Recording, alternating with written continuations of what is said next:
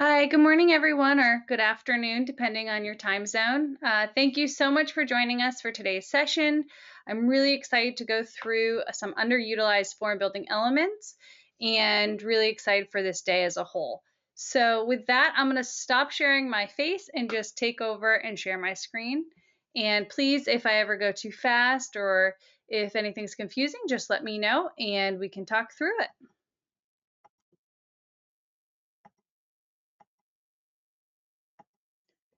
Okay, so everyone should still be able to see my screen. Liza, please let me know if you can't. You're all set, Berit. Great. Okay, so today our agenda. I want to go through the URL scheme and how you can use that to populate records. I also want to go through some third-party element integrations that we have, and then we'll go through how to create a simple link that can be used for reporting and an HTTP request element. Now with all of these, I will be giving a demo on my device so you can see it in action. As you look at this, excuse me, as you look at this agenda, you might be thinking, oh, I already know all about these different elements. Why is she bringing it up now? Well, I think when you see the process that I go through and you can see how I've manipulated some of these elements to create a really cool and different functionality in a form, hopefully you can see where that can be helpful for your projects as well. So let's start by going through how to integrate information from a custom URL. I also have a /hot links. That's a term that we use internally. So it means the same thing, but basically, yeah, it's the same thing. So here's the problem that we want to solve. We have two problems actually. One is I want to populate data in a record or records without having to assign them to my users. How do I do this? Also, a problem that we're faced very often is there a way to set it up where users can pick up a record and complete that record without it having to be assigned as well? So those were the two problems that we were faced. And the solution is to use the custom URL or hot links to configure iForm data in a link. So basically what it does is you're able to create this custom link. It can be then sent out to your users and they click on it and and then it'll launch the iForm app in a specific record and populate data in that record. So the types of sources for sharing that URL, we have seen it where it's sent through an email. We've seen it as a text message, and today I'll show it as a text message and I'll also show it as an email. We've seen it where groups will create these URLs and place it in a dashboard, and their end users will go to that dashboard, click on the link, and it'll launch the iForm app. We've seen it as QR codes. We've also seen it as people who build their own custom websites will use these links and basically have them almost as buttons within their websites. And then their end users on their device click the button and it launches the iForm app. So it's really, you can do this in 3 easy steps. Step 1, pick your form. Step 2, decide what elements you want to populate the data with. And step 3, create a link and then update that when needed. So I'm going to go through a quick demo, what we're going to do here, and then I have a video showing this. A little later on, I'll do a demo as well. And when I do my demo later on, I'll show you on my device and live essentially. But here's our goal. We want to populate the facility name, facility type, facility size, and the treatments. And these are all different elements within a form. To do this, I built this out in training.iformbuilder.com. That's the dedicated database that I use. I have the profile ID listed here as well. That is because these records, and this process has to be associated to a dedicated database and a specific profile. It can't be, at least not to my knowledge, it can't be universal to other profiles. And then the form that I'm going to use today is the 2024 Strawberry Trial Data Collection Form URL demo. You'll notice here that I include the page ID. That's really important because when we build out this functionality, we need that page ID. So here's the process, or here's what the link would look like if you were to send it in a text message. So it starts with saying iForm, and then that page ID that I just talked about. Again, that page ID is coming from your form ID. From there, I'm stating what the action is. I want it to create a new record. And in this new record, I want it to populate the facility name. Here, I gave the response, which was testing. I want it to populate the facility type. In this case, the type is the greenhouse. And then I have facility size, which is what we see after that. Lastly, we have the treatments. Now you'll notice in here, I have populated the response because I'm assuming that maybe I create this link from another source and then I want it to create a record in iForm. Where I have the responses like testing and greenhouse, this can also be populated from iForm data. So you don't have to default it like I've done here. You can actually leave it open so it can come from other records. And I'll show you that example a little bit later on too. Here's the example where you can have your users scan a QR code. They scan that code and then it populates the elements in a form or in the record. This QR code was created by me and it does the same thing that that link does. And it actually is that link. So it's the same sort of functionality. Again, in my demo in just a second, I'll show you how I did that. And you can see it again, the QR code is that link. It's just sharing it in a different way. So here's my video. So first we're going to see the link via text. So I click that link, it launches the iForm app. You'll notice it populated all of that information that we saw in that link. Then let's go through the process of scanning a QR code.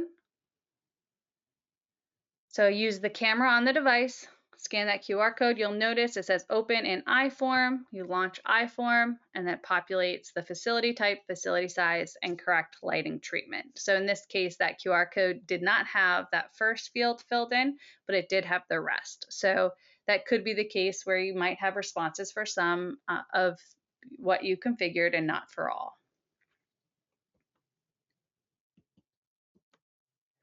So in the resources here, I do have examples, or I do link to our help desk articles on how to do custom URLs for the iForm app. I also share how you can do it the same idea where you're pre-filling data. You can do it for public links.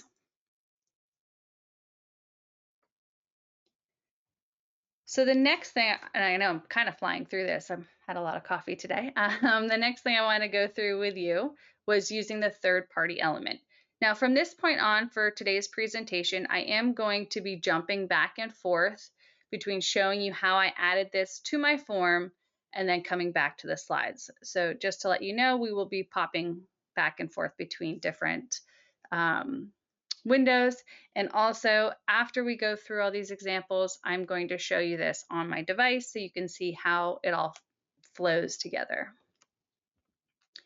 So with the third-party app, customers come to us and say, I want to have my users get directions to a location based off of a lookup table. We've also heard, can I use Google Maps to plot my trial?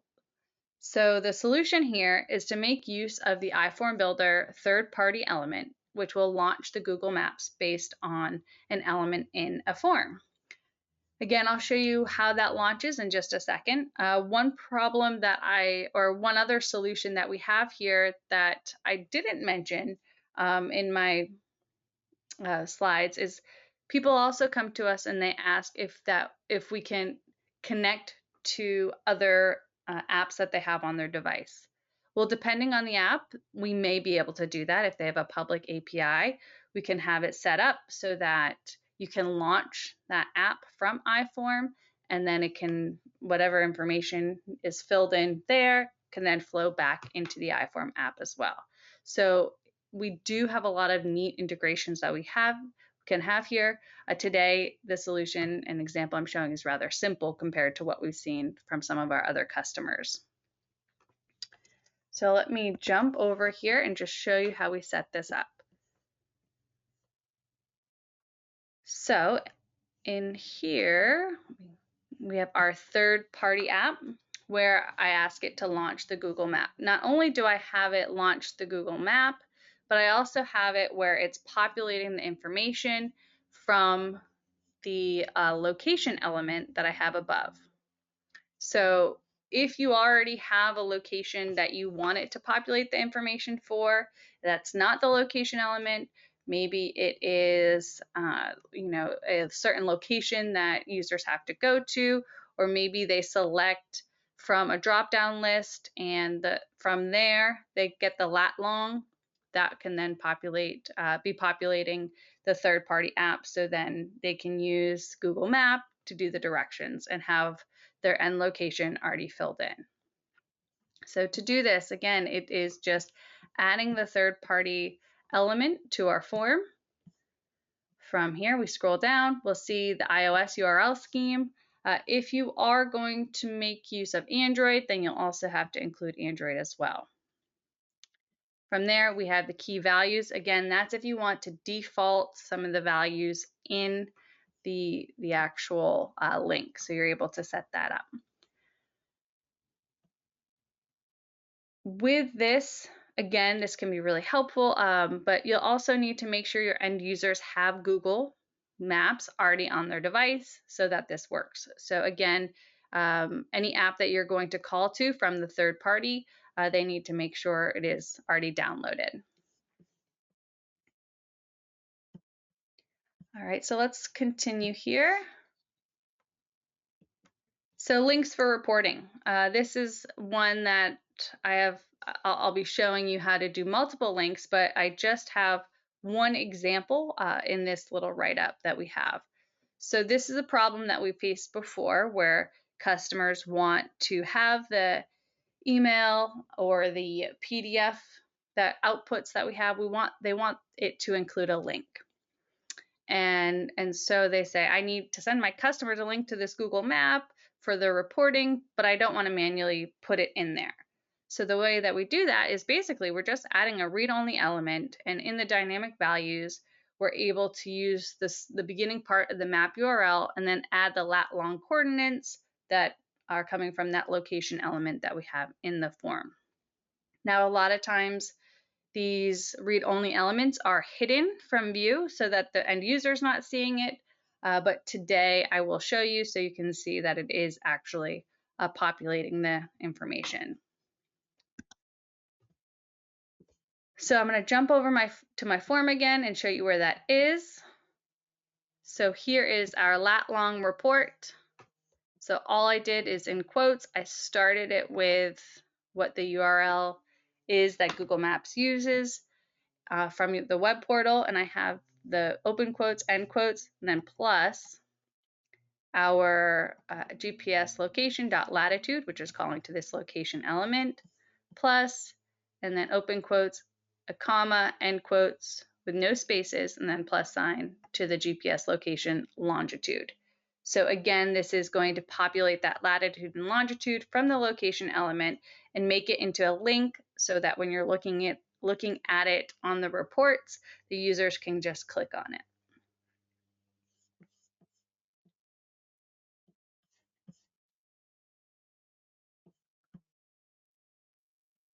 Next, we have our HTTP request. Here's this problem. I want to populate the current weather in my form so I don't have to do it later on. And the solution was to use the HTTP request element to get the user's current location's weather. And we have seen this come up quite a bit where people do need to include the weather and additional information from where the user is located. And so we're able to get that by using a public API. Now, a little bit more about the HTTP request element, because it is a little bit more advanced than some of our other elements, and we did add it just a few years ago. So the way that it works, it queries APIs and stores the result as a JSON object. Now you can parse out some of the data, and you'll see that today, and display it to the user on their device. At this point, you have to use a public API.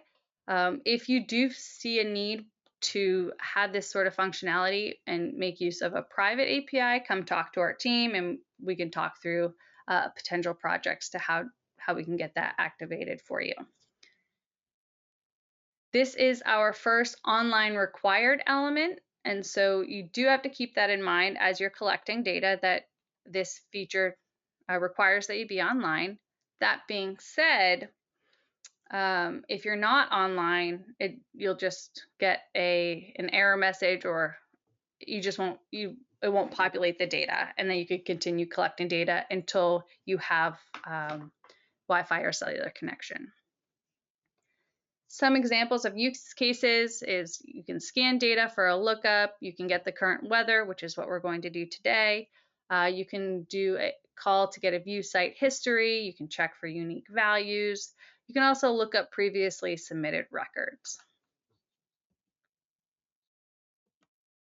So some of the best practices that we have here when it comes to our request element is test with your web forms so that you understand the JSON response so that you can then parse out the data. You also want to make sure users understand that they have to have that Wi-Fi or cellular connection to use that element, but they can still use the form and just not that element as if they are in that offline experience. So let me jump over to my form quickly, show you how that was done.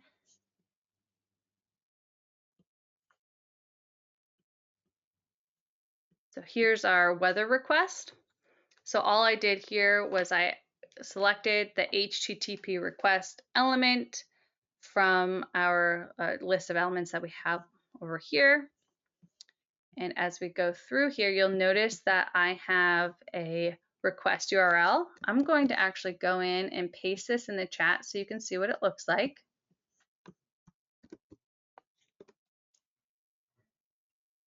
And in that URL, you'll notice that there is a call to the GPS location.latitude and the GPS location.longitude. Both of those pieces of data are coming again from this location element that we have up here. So this location element is doing a lot in this form. It's helping us get a lat-long report link. It's also helping us with this Google map through the third party. And it's doing our HTTP request element. So if I were to look at this form, and I believe I have it open, let's go here. Just bear with me 1 second.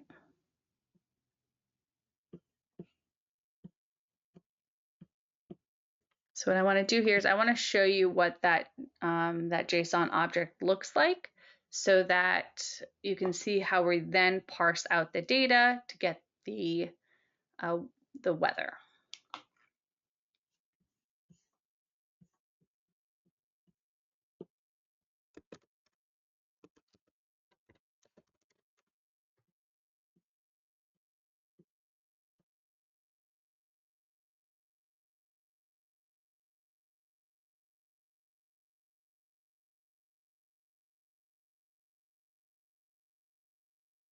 So here's the form that we're going to look at on our device as well. But to start, I want to show you how we're able to do this from so that we can see that JSON object, because when we look at it on our device, it's going to be a little different. We actually won't see everything. So here's our weather request. So if we get the status 200, that means we were successful. If you ever see the red X, that means we were not successful. When I go to the more details, here is the full request response. So I'm able to see that's clear, descriptions, a clear sky. We're able to go in and see what the actual temperature is, what it feels like, what's the minimum for today, what's the maximum. You get humidity, the sea level. You get the wind information, the cloud information. You're able to see what time sunrise is and sunset. You're also able to see what the name is for your current location. So again, there's a lot of information that we're getting in this HTTP response, but we're only taking out the current temperature. And so if I jump back to my form here, you're going to see a read-only element for the current temp. And to set this up, all I had to do was use the parent form name, or if you are familiar with using what we refer to as SPT, self parent top layers in your smart controls, you could do that as well.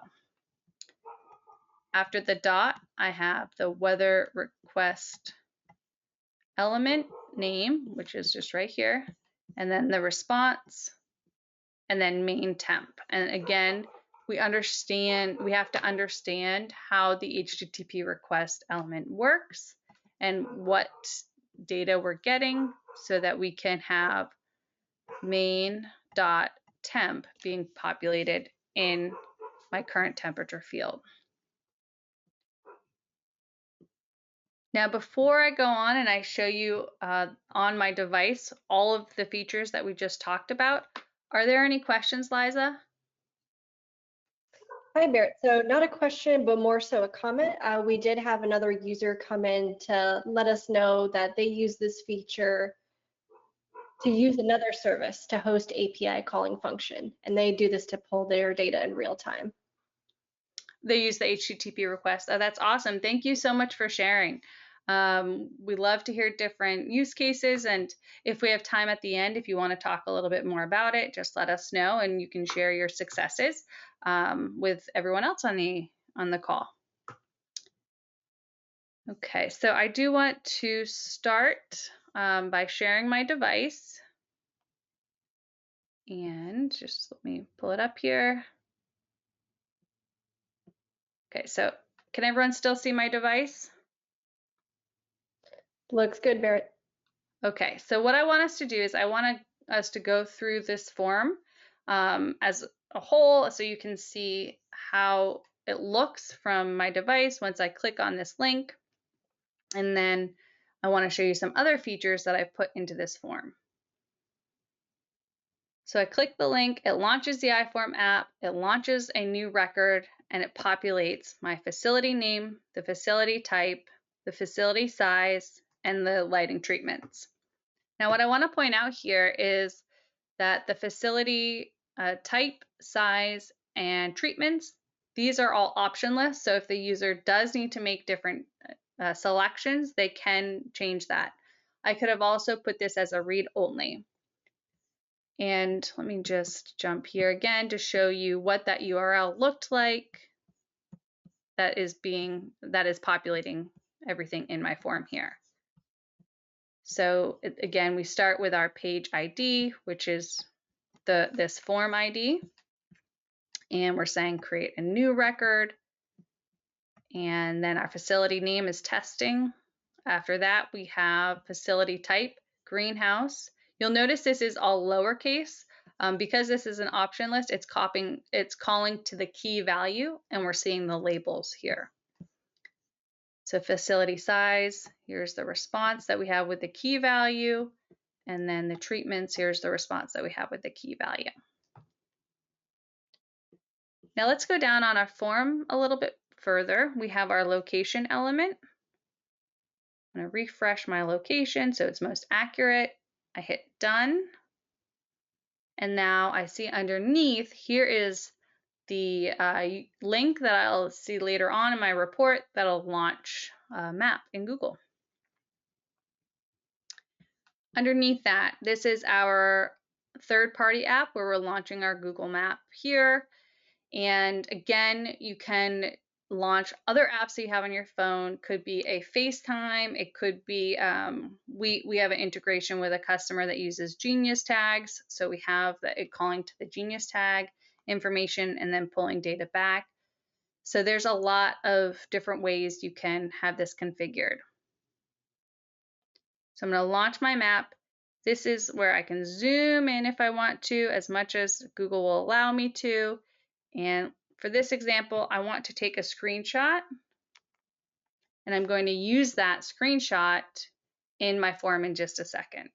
So I'm going to, oops.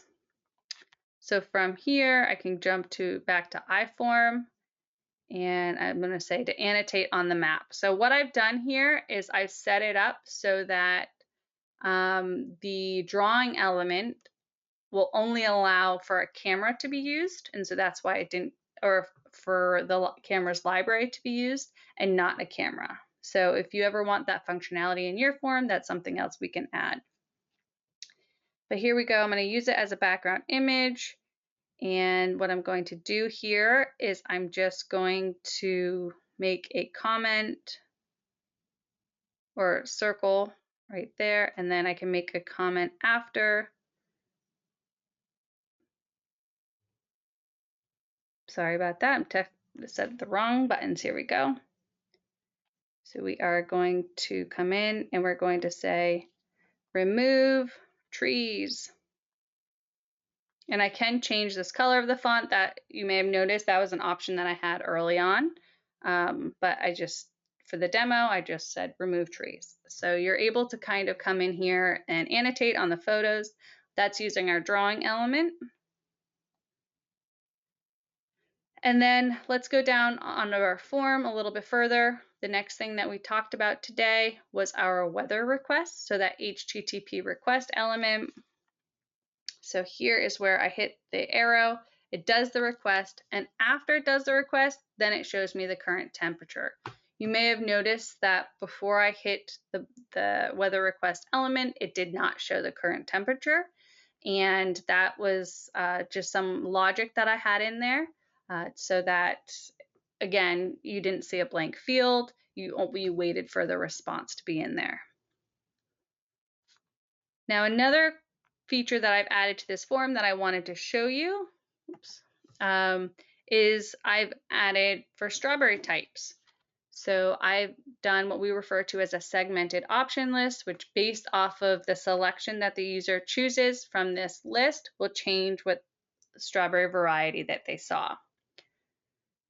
So from here, I'm going to choose a ever-bearing, and then once I do that, then I see these 3 varieties. If I go back and I choose June-bearing, then I see a longer list of varieties and descriptions. And then there's a specialty, I see these, and then lastly, the hybrids. Now, if you are familiar with strawberry varieties, I'm sure you're aware that there are a lot more strawberry varieties than these, but just for the example, I wanted to keep it short and sweet.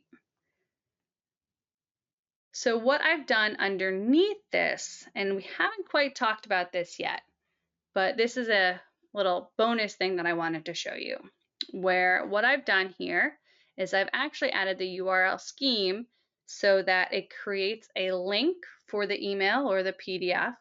But if you're looking at the email on your phone, you can click that link and it's going to populate a different form with my strawberry type and strawberry varieties. So this is where I'm taking responses from this form and then actually putting them into another form. And then the only other thing that I had in here that I wanted to make sure people were aware that we had as part of our solutions is the multi-photo element. We didn't really talk about this. I think this element is being used quite a bit, but if you're not aware of it, it's pretty neat. So you're able to take photos or go to the camera roll. You're able to take up to 6 photos. You can see it at the bottom, it'll tell you how many you've taken, and then you can actually come in, press the pencil, and add a caption.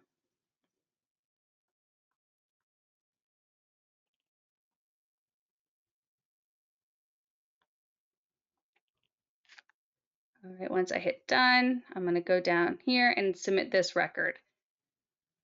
Once this is done, I'm going to open up my email, and you'll see that we have a new email, and that email is going to show the links for the Google Map, and it'll also show the link to go to, again, another form populating that strawberry information. So I'm going to give it 1 second here.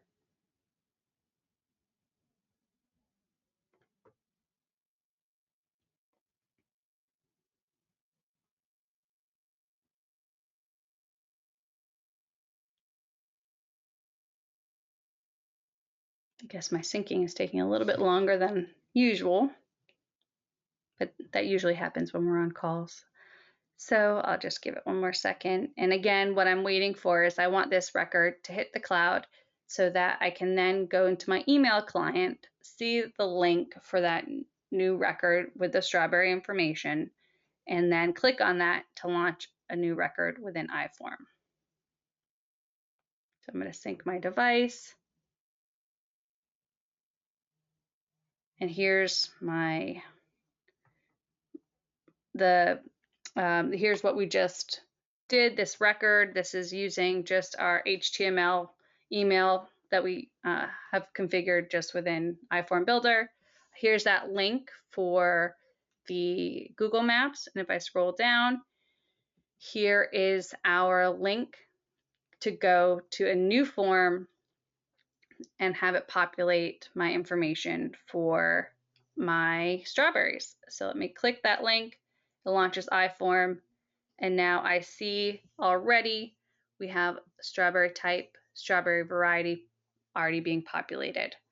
You could also have it where it's taking the date and putting that in there, and you could have it compare the date of planting versus today's date, and then fill out the rest of your form.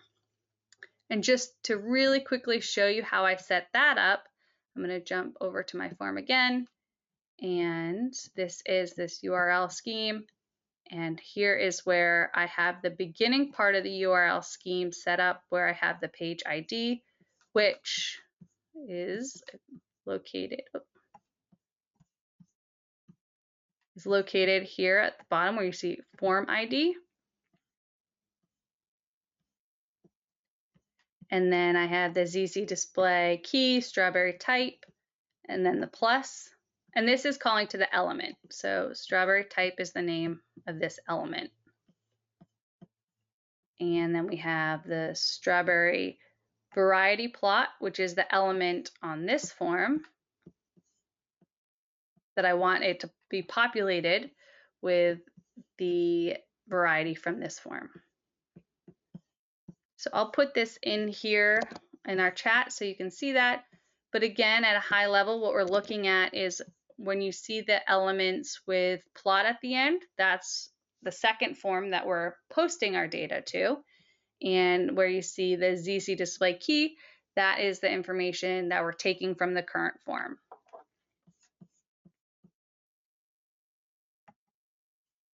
All right, so I went through a lot of information. I did end up going a little bit faster than I thought, but I wanted to see if there are any questions or if there's anything else I can answer. If other people want to share how they've used some of these resources, I think that would be great.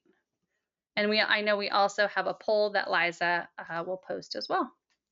Yeah, I'll post the poll, and then while we have that going, if you have any questions, feel free to put those in the chat. Okay, so just after today's session, which feature do you see your team using the most?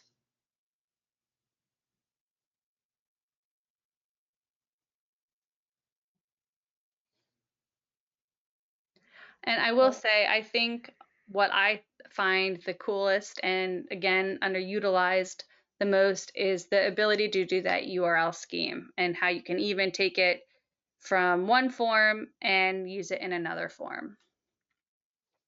All right, I'm going to go ahead and close the poll. I'm going to share these results because it looks like we have a lot of interesting, a lot of for URL, HTTP, creating links. All right. All right, that person is ready to get started, Berit. And the third party element, I guess it wasn't as popular today, but I'm sure as some of you may find as you're building out your projects that there are times and places where you do want to call to some of these other apps that are on the device. So yeah, well, we do have one question, Berit. So it sounds like this user is usually on the other side of things where they're typically the one collecting the data, Mhm. but the whole form building side is new to them. So hearing all of this is new, and they're interested in what other resources that are available to them that they can use to continue helping them build forms. Awesome. Thank you so much, Liza, for asking and bringing that up. So we have a lot of different resources. We have Zerion Academy, which has asynchronous training courses, so you can go at your own speed and learn the ins and outs of the iFormBuilder platform as a whole.